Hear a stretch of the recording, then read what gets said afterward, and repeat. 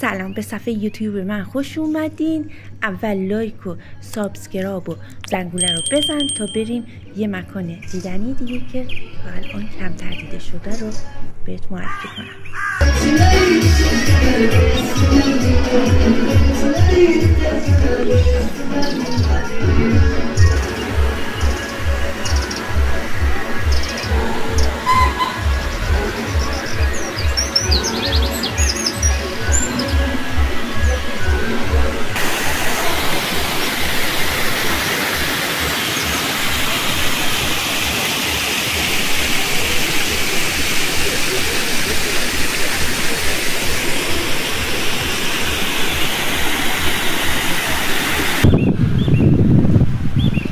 مسیر قاره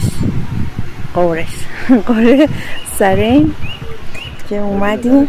آره که روستای ویلا دره است. توی ترشی این چیزاش خیلی شبیه بازار بابا سره. بریم به اون سمت که قاره.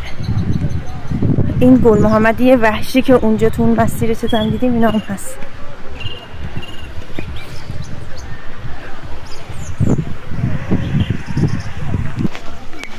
میتونم از این رودخونه بگیرم.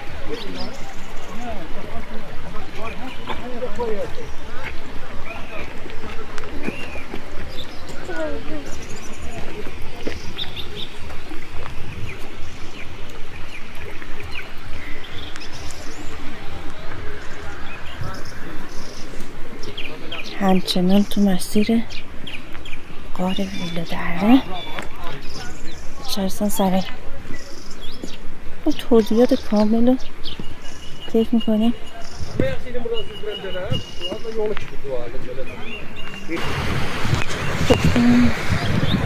میرسیم این غار و اینکه نگاه کنیم از اون سمت اومدیم تا این سمت. خب بریم حالا ادامه‌شو.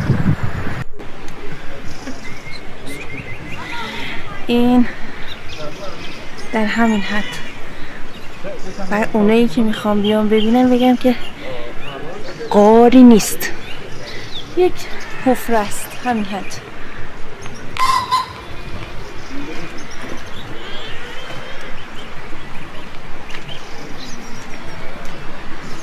ولی خب انصافا طبیعت خیلی قشنگی داره. حالا فقط به غارش نگاه نکنه. به این حفره